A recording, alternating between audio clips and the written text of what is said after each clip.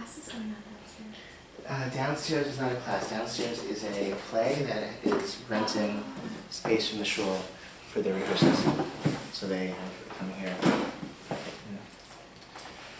Okay, I believe we're up to, we're going to go through the melachot of Shabbat, okay, and sort of just lay them all out. We'll start now, we're probably going to finish now, and some of them more complicated, some less complicated. Okay, first, number one is plowing, okay, in Hebrew charisha. Plowing is defined here as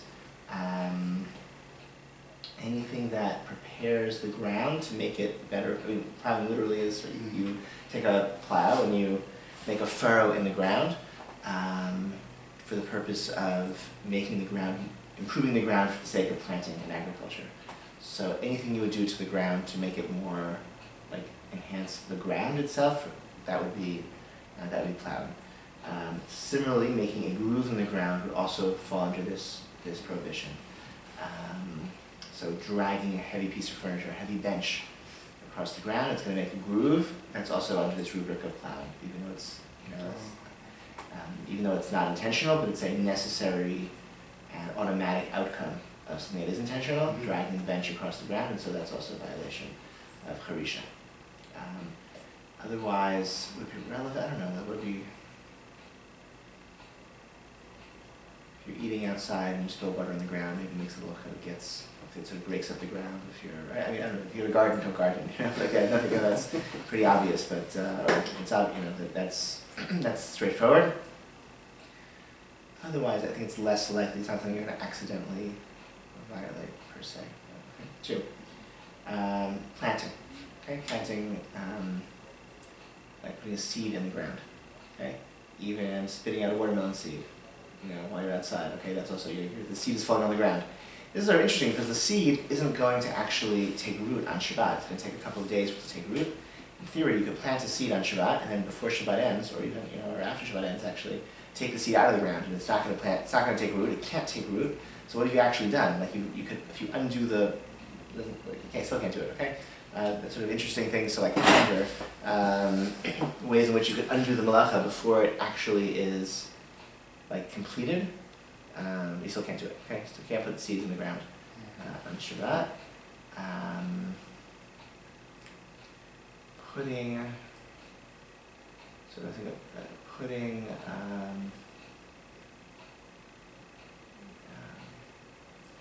Can't put cut flowers in water on Shabbat, even though they're not going to grow. So if you bring somebody flowers as a present for Shabbat, you bring the flowers over before Shabbat. If somebody doesn't know this and brings you flowers, put them in an empty vase and say thank you so much and put them in an empty vase. Or you can teach them, depending on the relationship. We don't put flowers in water on Shabbat. Again, even though they're not going to grow. Okay, 3rd. So we did Harisha, we did Zuriya, Kitsira, Kotzer, which is cutting. So cutting off anything that is growing is a violation of Shabbat. So picking an apple off a tree, picking a flower, taking a leaf off a tree, cutting a blade of grass, plucking a blade of, right? Even if it's a small matter, even if it's not industrial. This is interesting. In the New Testament, there's a story of Jesus is hungry and he picks a lot of corn, he eats it as he goes, and they condemn him, and he says, "Was the Sabbath made for man, or was man made for the Sabbath?" Something like that. Yeah. So it could be that he had a different definition of.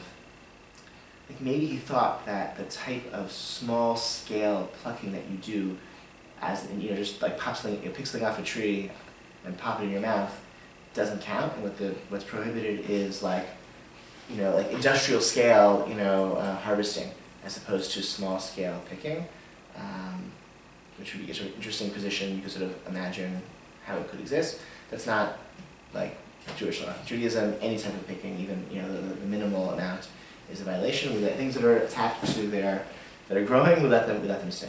Okay. So if you have a bunch of grapes and it's already plucked, even though you're pulling the grapes, that's fine. That's fine. Once the grapes are exactly. We'll see. There's a separate malacha that in certain cases would be relevant, but taking grapes off of a bunch of grapes is fine. So too, what else would be like that? if you have tomatoes on the vine, right, you can take them off the vine because they're already cut. Okay, they're not. It's not. That's good. Rabbinically, we also don't. There are things we don't refrain from doing lest we break off something like a branch from a tree, for example. So we don't climb on trees or lean on trees lest we break off a branch. You can't lean on the trees. Can't lean on the trees. Ein mishtamshim be'ilan, the Gemara says. We don't use trees. Now, you are allowed to use something that is using a tree. So, for example, if you have a hammock which is connected to a hook, and the hook is drilled into the tree, you can be in that hammock because you're not directly leaning from the tree. You can't hang from a swing or a hammock that's directly hanging from the tree. It has to be something in between. Just a barrier lest you break off a branch unwittingly or wittingly, whatever. Okay. As even it seems the prohibition as riding a horse might even be like lest you break off a branch to make like a stick to use to beat the guide and beat the horse. So we take it seriously. I just ask a quick question, like Please. going back to the flowers, because Yeah. I was thinking about it. Mm-hmm. So if you don't give it water, it's going to die. Mm-hmm. So death is taken over life in that situation. Like it doesn't make sense. I mean, the flowers are dead anyway, right? They're not going to Right. they're not going to grow or flourish anyway. So they will wither sooner if you don't put them in water. Mhm. That's okay. We don't sustain. I mean, we break Shabbat to sustain life. If a person, God forbid, is sick, you heal them. But we don't cut flowers in water. That's or water plants that are that's another a more relevant case would be your potted plants or a field which needs irrigation. We don't do that on Shabbat either. So really, there's some very important things Mhm. that are really important, and we really should do them. Like they're good and positive, and and the Torah says 6 days you shall do all do your work. So 6 days you should do your everything you do should be really important and life affirming and improving the world.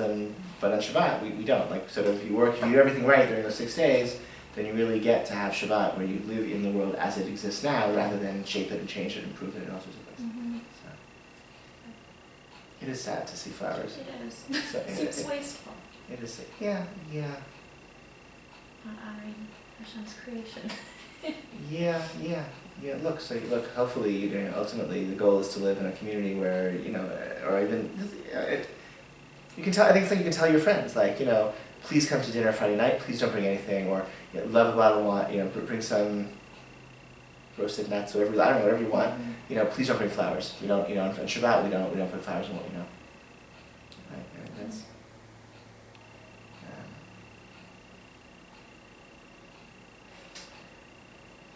Okay, so katsira, cutting things, right? You can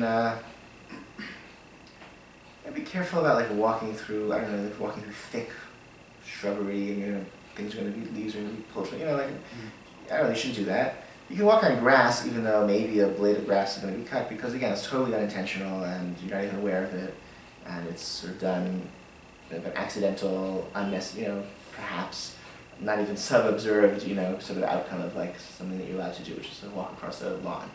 But you shouldn't stop in a way that would be, don't wear cleats on Shabbat, which would be uprooting the plants and also maybe even making the charisha, because you're making these roofs, these holes in the ground.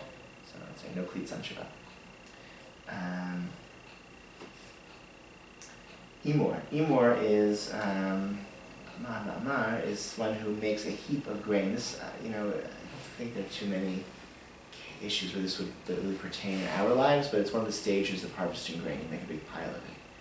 So I think what you might do. I'll double check. I don't think there's really much of what you would do in the kitchen that would run afoul of this prohibition, but that's one of the halachot. Next is a disha. Disha, dash, is threshing. Threshing, right, originally is you take your grain and you kind of thwack it, or you have a cow walk on it with a thresher, ancient olden days, and it separates the wheat from the stalk. And so you can't do that. But that you probably wouldn't want to. What you might do is, or this is defined as any type of removal of a substance from the thing in which it grew. So the wheat from the stalk, also milking a cow falls under this rubric because you're taking it from it. Also, within this rubric would be any type of squeezing, crushing, making olive oil, or squeezing grapes to make wine or something like that. Okay, that would be, or squeezing out a sponge even. Okay, so these are all more relevant. You just want to squeeze sponges on Shabbat. If you want to wash, you can use dishes or something. Either you can get a brush that's not a sponge, it's like bristles, with a long handle. So you're just sort of rubbing and cleaning, but you're not squeezing. Or cracking peanut shells, things like that. Cracking peanut. So you're allowed, if there's something, so that's okay because there's also a separate context of klipa. You're allowed to remove a shell. So somehow that's different than this, okay? You can remove a shell, but you can't extract something from milk. So why squeezing this? Yeah, you can squeeze a sponge, you can remove something from a, you can't squeeze a sponge, can't milk a cow, but you can't, you separate the grain from the chaff, but you are allowed to take, peel an orange or peel a peanut. I guess because you're not, the peanut and the shell, the orange and the rind, banana and the peel, you're not taking it from out of the thing which it grew. It sort of grows with its peel. The peanut grows with it. So maybe that's the difference, right? There's the wheat and the chaff, and there's the stalk, and they're separate. And threshing is separating the wheat from the stalk. Milking the cow, you're taking the milk out of the udder where it grew, was made. Whereas the banana peel, a banana has a peel, right? It didn't grow. The banana doesn't grow within the peel. The banana grows with the peel, and you're just taking the peel off.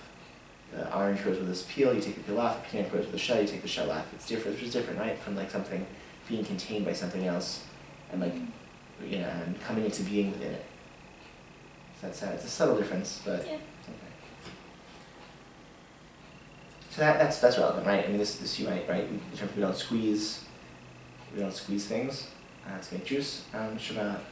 We don't squeeze out sponges on Shabbat. We use sponges on Shabbat. We don't, if you have dry something up with a towel, you don't wring the towel out on Shabbat. It's called tzchita. Tzchita is a subcategory of disha, of dash, of threshing. And we don't milk cows, which is not relevant for us, but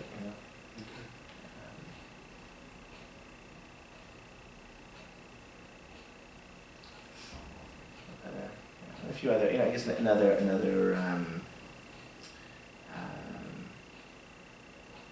there are certain leniencies that exist in certain circumstances for women who use breast pumps on Shabbat. Also, it's same basic idea as with the cows, but there are leniencies that exist for people that don't exist for cows, and actually some of the same leniencies that also for both, to relieve pain, for example.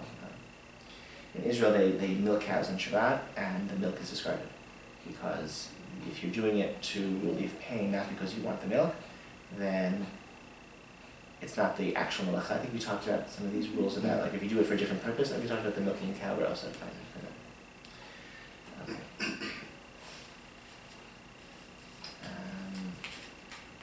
Next, then comes zorer, which is winnowing in English, which is winnowing is very similar to, it's like what you do after you separate the wheat from the stalk. You take some sort of winnowing, fork or something, a pitchfork maybe, and kind of throw it up in the wind, and the wind blows away the chaff, the stalks, the light, and just the wheat kind of falls to the ground. So it's using the wind to separate out what you don't want from what you want. So here's a peanut example. You take your peanut out of the shell, and you go like that. Okay, you can't do that on Shabbat. Okay, that I think that would be like winnowing. Okay, you're sort of using the wind to separate the parts that you don't want from what you want. Okay. Other than that example, I don't think this is very relevant for us. Next is borer. Borer is separating. So this is when you have the grains, or remove, like, use like a sieve to remove like the stuff that you don't want, like rocks and stuff that get mixed in, or bad parts that get mixed in. Very similar to Zoret, to like winnowing, but this is no wind involved. Here it's like a sorter or something like that, or even. Yeah, so this comes up all the time. This is like a huge concept, and basically, in order for it to be, because all of, like, much of what we do in the kitchen is in fact sorting and separating and distinguishing. So in order to be permissible, you have three conditions. One, you have to do it ochel mitoch psola. You have to remove what you want from what you don't want. Because the way the malacha is done, the prohibited form, is you take out what you don't want from what you want. So if you select what you want from what you don't want, that's permissible, and that's one condition. Second condition is it has to be done by hand and not with a special tool for separating. 3, has to be done for immediate consumption rather than for, later on. So like all peeling, so I don't know the example, so peeling a cucumber, or removing a fly from your soup, or taking the skin off your chicken, or picking bones out of fish, or taking the raisins out of a Waldorf salad. These are all things that have to be discussed in the context of Borer. So a few things, so that some of these conditions, let's discuss. And this is why you really have to be, keep Shabbos, you really have to know what you're doing, okay? Because this gets complicated, and this comes up like really all over that. And like this is,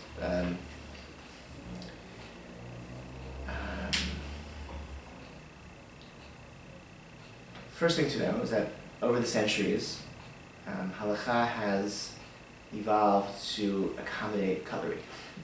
It's our silverware, right?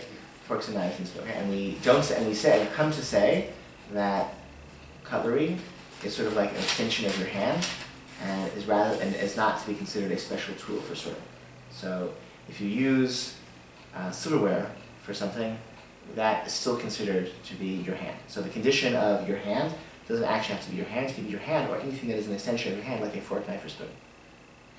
So as long as it's not a special tool used for sorting, if it's just like a fork, we're okay. So that condition is met.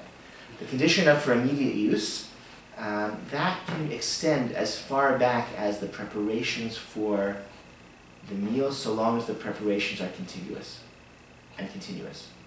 So it could be an hour and a half before you sit down to eat if you're going to be preparing a meal up until the meal. So you come home from shul at 12:30 and your guests are coming at 1, and from 12:30 to 1 you're doing whatever in the kitchen, that's fine.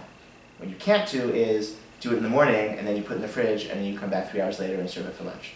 It has to be immediate. So immediate could be just, as long as you're just like involved in preparing this dish, this thing, up until when you use it, then we're okay.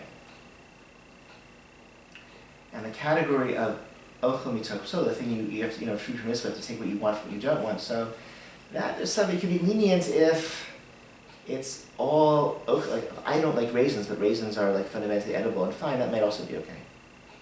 So maybe I can take out raisins if somebody else wants it. That would be another grounds for leniency. I mean, some are stricter about something like that, taking the things because I don't like them, so I'm taking them out of my soup, I'm taking them out of my salad. But it's all there because it's all food. It's not really, it's not like garbage. It's not like rocks in your grain. It's mushrooms in my salad. And I don't like mushrooms, but you do. So maybe I can maybe you can take my mushrooms, or I can take my mushrooms and give them to you, or I can just say no, they're mushrooms, like they're edible. It's all fine. That's another, okay. If you're taking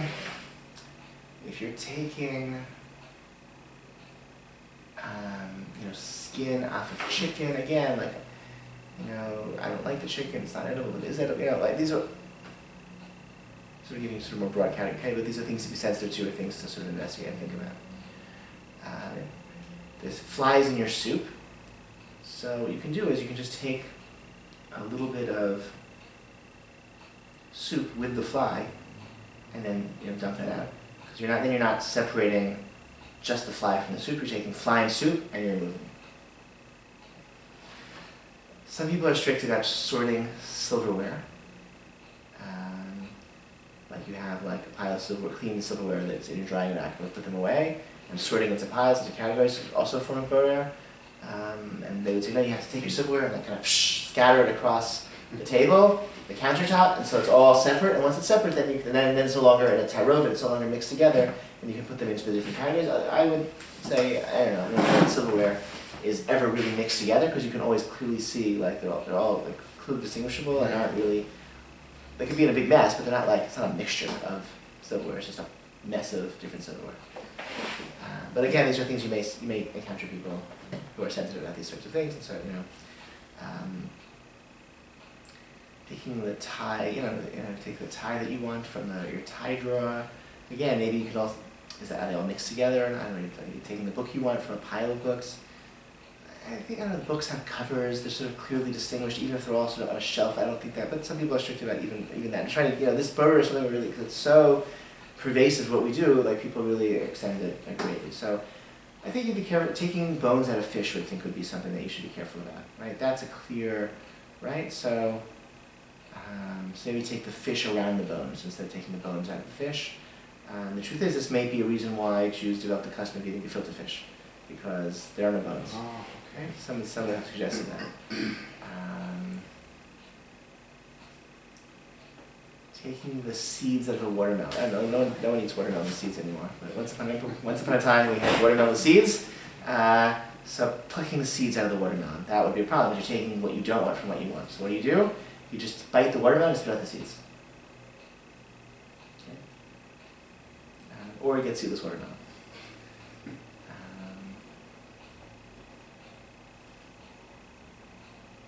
You can also allow this, the same rule of a klipa, of a shell, of a peel also applies. So you're not like peeling an orange. You're not separating you're not removing the part you don't want from what you want. You're just taking off a layer to get at what you want. And that can also mean skimming off the cream to get at milk in the olden days. Maybe even taking the skin off chicken. I would say, right? It's like a klipa. It's like covering the piece of chicken. You don't want that part. You're sort of removing it to get at what you want, which is a little bit different than like the skin and the chicken aren't like mixed together. Mm-hmm. It's just the skin on top of the chicken, so you're just pushing it aside to get at the chicken. And it's edible also, so it's not really psola, it's not really garbage that you're describing. That goes for the same thing with the orange with the seed in the tooth. Orange with the seeds, right. So taking the seed out of the orange would be a problem, but you put the orange in, you can spit out the seed into your napkin to be discreet. Or if you're with Shomer Shabbos shoes, just everyone spits into their place and everyone knows everyone knows that's what you're doing. But that's easy, because again, so what if you, I don't know, if you don't like the popcorn flavored jelly beans, so you can't, you should pick out the popcorn flavored jelly beans. Take the ones you like and leave the ones you don't like. And don't use a jelly bean sorting machine. Use your hand to do that. And don't sort out the ones you like for later. Right? You like the watermelon, you don't like the popcorn. So take the watermelon and eat them right away. Don't take the watermelon and put them aside to eat later. And don't use a jelly bean sorting machine. Use your hand or a fork, which is an extension of your hand, and take the ones you want from the ones that you don't want. Again, someone could make an argument and say, no, like I'm just taking the popcorn ones to give to my sister who loves those. Right? That would be, because then you're defining what's the ocha, what's the psoda, what's the food, and what's the refuse. You define that it could be subjective to what you want. Any other questions about this? This is sort of. Should we go on to the next one? Okay. Next one's really good. Next one is grinding. Okay, so you have your grain. You've removed all the chaff and the stalks and the stones and the garbage and now you have grains. So you have to grind them into flour. So you can't grind grains into flour. If you have a pepper mill, you can't use a pepper mill on Shabbat. That's grinding. You can't. Pressing garlic would be, I believe, also part of grinding, right? Yeah. What else? You know, nutmeg, you're gonna grind it, right, scrape it off, cinnamon, you know, anything that you're grinding, obviously. What else? We grind. So we don't, there's a rabbinic decree against medicine on Shabbat, because medicine used to, I mean, it still is, you grind it. So even though our medicine was, we buy it from a pharmacy and we're not doing our own grinding ourselves, there's a rabbinic decree against medicine on Shabbat. This decree has like sort of some important, it's fairly limited, but it exists. So it's limited on the one hand, if you're not sick and you're taking, let's say, a multivitamin for nutrition, that's not refuah, that's not healing, that's because you're not sick, right? You're not taking it to respond to an illness. So you take a pill if it's like a multivitamin. Although, because it's, therefore it should be certified kosher. Unless it's, you know, prescribed by a doctor or whatever, but, you know, but to respond to some nutritional deficiency. And on the other hand, if it's a really severe illness, it overrides this rabbinic decree, the rabbinic prohibition against refuah, against healing on Shabbat. How sick is so sick? If you're choleh halech lemishkav, you're so sick that you're like bedridden. What does bedridden mean? Bedridden does not mean you literally can't get out of bed or that you actually are in bed. It just means that you're so out of sorts that you would, your behavior is modified, that you would go take a walk, you would go read a book, you would sit at the table and sing songs and hang out with your friends, but instead, you're going to go take a nap, or, right, you're going to sit in a dark room with your eyes closed, because you feel so sick, because your headache is so bad. I mean, headaches, for me, that would be the issue, that's the threat, you know, like sometimes during the week, if I feel a headache coming on, I'll like grab a Tylenol, but, you know, even though right now it's not really bothering me, but I'm worried, like I can sort of feel that this continues, I might get headaches, so I'll just take the Tylenol now, before I get the headache. So that wouldn't do that on Shabbat. But if it gets to the point where like, oh, I have a headache now, and I really don't want to go for a walk, you know, play with my kids, sit at the table and talk to people, instead I just want to go lie down. If it's that bad, even if I'm not actually lying down, but it's that's like my behavior is modified, that's sufficient to take a Tylenol or an Advil or whatever and override that rabbinic decree against healing. And obviously something more serious than that as well. You would take medication, anything prescribed by a doctor that you have to take forever. You know, even if it's you know, if it's like the medicine you're supposed to take every day, you know, the doctor used to be effective, take it every day, so you take it on Shabbat as well. Other grinding stuff. What about, so some are strict as well about sort of mashing things. Right, so making guacamole, or egg salad. Some are lenient with the egg salad because we maybe grinding is only things that grow from the ground, but egg salad or making chopped liver, we wouldn't be a violation of that. So there are lenient opinions about that as well.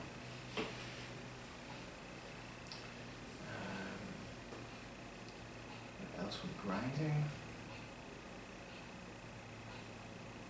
I think the peppermill is sort of the big one. That's sort of common. The medicine thing, if to be the medication is worth thinking about. I think the things that would be. I think other examples. They see things in kitchens like, oh, like that's funny to do that. Sure that.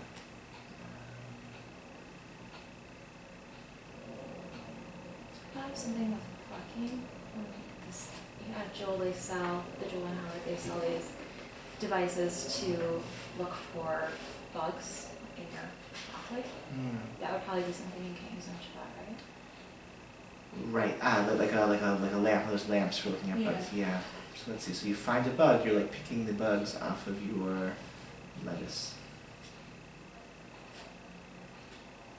I don't know. We'll talk about insects. I'll tell you. I don't use those methods, but I have a different method for cleaning vegetables. What about those?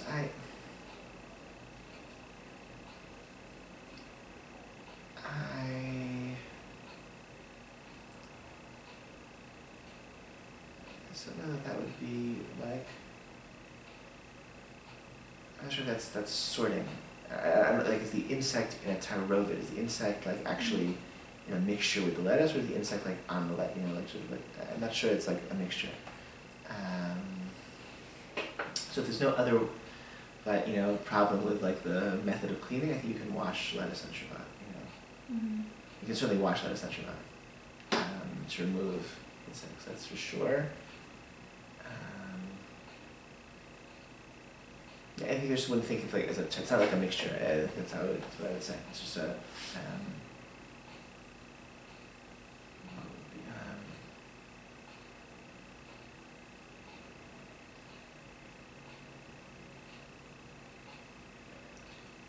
I was thinking, what other, So I'd,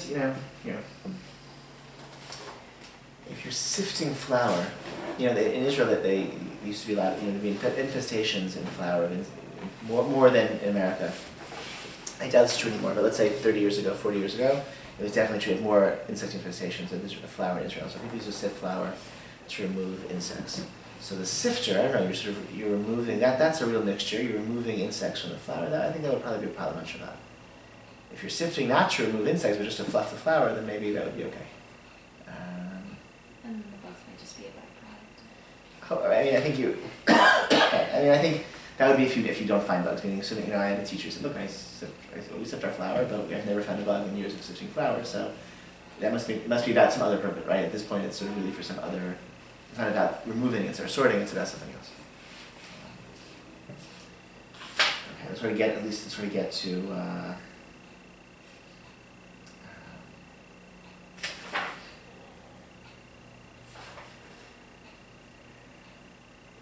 Merake is also the sifting. Sifting itself is its own malacha. So sifting is very similar to borer. Like winnowing, borer, sorting, and sifting are all extremely the same, but the Gemara sort of counts them as three different, Mishnah counts them as three different melachot, because in the stage of making bread, each one has its own steps. So even though conceptually all about removing what's edible, taking away the non-edible parts from what's edible, and conceptually they're kind of the same because they were, originally in this bread making process, three different stages. They all have three different. So Zoreh, Borer, and Merake are kind of the same. Next, Lisha. Lisha is kneading, is making dough.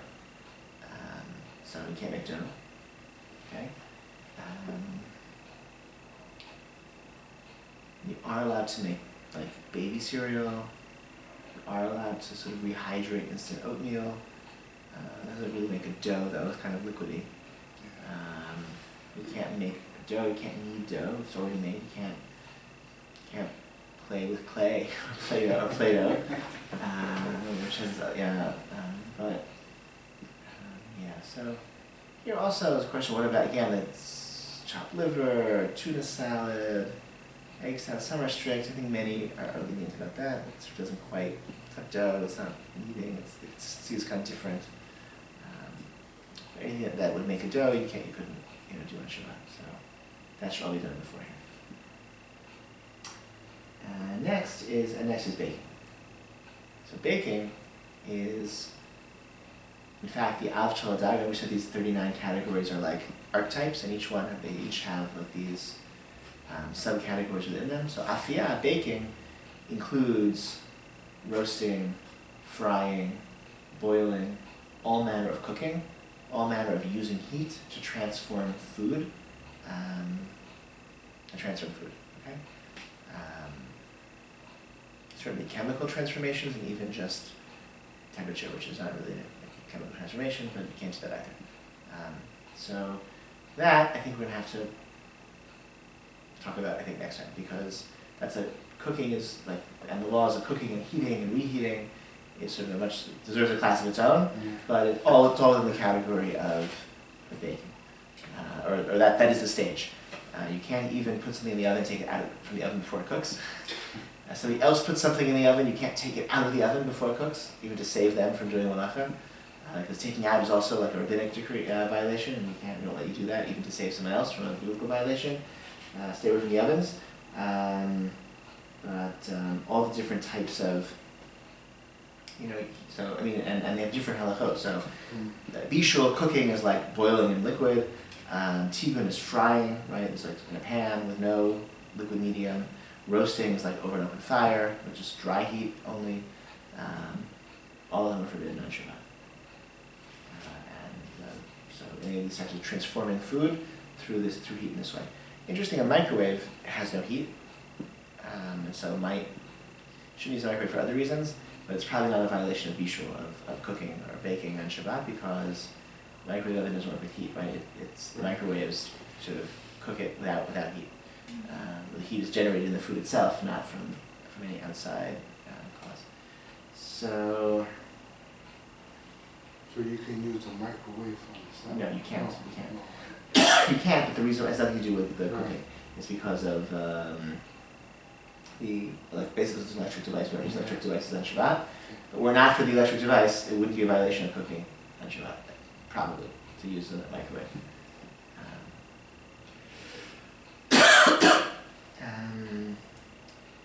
So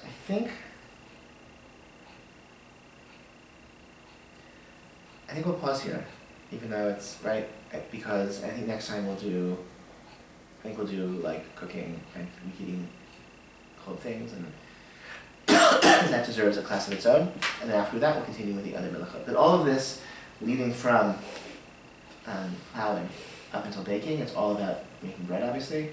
But it's all about making food. Like that's what we do during the week. That's what human civilization, human cultures are about, making food. And the other melachot are about making clothing, making shelter, food, clothing, shelter. Like that's what that's what we do. That's what work is all about. You can think of it, that's what culture, civilization is all about. Like the way we eat, the clothing we wear, and what we live in. Okay? And that's therefore the definitions of Shabbat violations are mirror images of what we're supposed to do during the week, and the ways in which we make civilization and make culture during the week. Another way of thinking about it is this is the definition of work. And you can read in John Locke and Adam Smith and Karl Marx definitions of what labor is, and Judaism's definition of labor is about food, clothing, shelter, so about meeting fundamental needs. So that's another way to kind of think about it. I have a friend who wrote a paper about this some years ago. I think it's a very interesting, helpful way to think of it as well. Questions, comments at this so far? No questions. I just want to ask in case I forget. So, can you put stuff in a compost pile? So say why not? Why yes, why no? I would say yes, because you're just throwing it, you're disposing of it like you would in like garbage. Mm-hmm. But I could see maybe not, because you're transforming soil, and there could possibly be a seed that you neglect and it grows. Ah, that's interesting.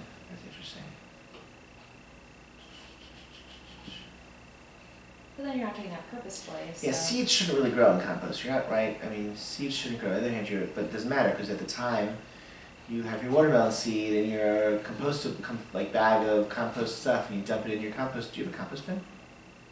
Yeah. Okay. But I used to also. Before we moved here, we had a compost bin. I miss it a lot. It's Minnesota. Really, okay. In Princeton, we had one. It was like magic. It's incredible. So much stuff went in there, and it feels so wasteful. Mm-hmm. Not to use, even I think whatever. There are more important environmental things we can do, but like living in Chicago and using public transit instead of Minnesota and using a car is probably more important. Yes. Okay, that's a tangent, but so you put your seed into a place where in theory it could grow. It's not going to grow because the compost bin is going to be more, so it's going to be dumped on top, and there's no light, and it's going to be churned. But at the moment, it could grow, so that could be a problem. And maybe you're improving the soil, which is a problem. Harisha is doing anything that makes soil better, and you're you're essentially adding fertilizer to soil. You're making the soil better by throwing your kitchen scraps on this pile, because you're going to be turned into good soil. So that's, I thought it was okay, because it's just like throwing stuff out, but now that upon reflection, I'm going to say, I'll look it up and let you know. That's a good question. You can certainly keep your compostables in a separate bag and dump it out after Shabbat. That would certainly be fine.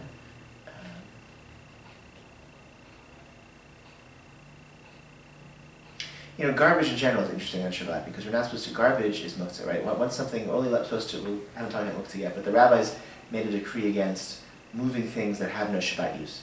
So your peanut peels, you know, or your like table scraps, like you're not gonna use it, no one has use for it, so you really shouldn't be allowed to move it at all on Shabbat. We have this category though of like something which is so filthy that it's going to like ruin our enjoyment of Shabbat. If we just leave it in our house, we can take those outside the house. So you like to take out the garbage, you can clear the table, but there's a tension there, you know, between wanting our home environment to be clean and pleasant on Shabbat and not wanting to move things on Shabbat that are garbage, that have no Shabbat use. So something which has no Shabbat use could be a pencil or a camera, or it could be peanut shells. So, right, so I'll pause here. That's the next time to meet.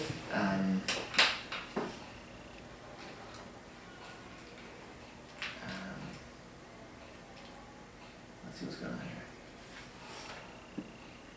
I think next Tuesday is the 27th. I can meet at 8 p.m. on the 27th if that works for me. Next Tuesday? Yeah. That's good? It's our wedding anniversary. Oh, that's also, This so, is a great way to celebrate. We will have an evening planned, so, is that okay? You sure that's okay? yeah.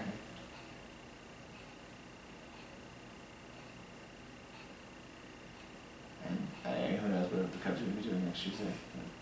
But it's like it's a new, it's like, yeah, it's I feel bad. Tomorrow, Reese is coming, which should be a fantastic class. But, whatever. Sean and I will be here. Good. And he's ready. All right, thank you so much. Thank you very much. We have an appointment beforehand. Good. Tomorrow, Good. so that's still good. Before I think so. I mean, if it's on my calendar, I'll just, since you said that, I will double check. Tomorrow is, which one?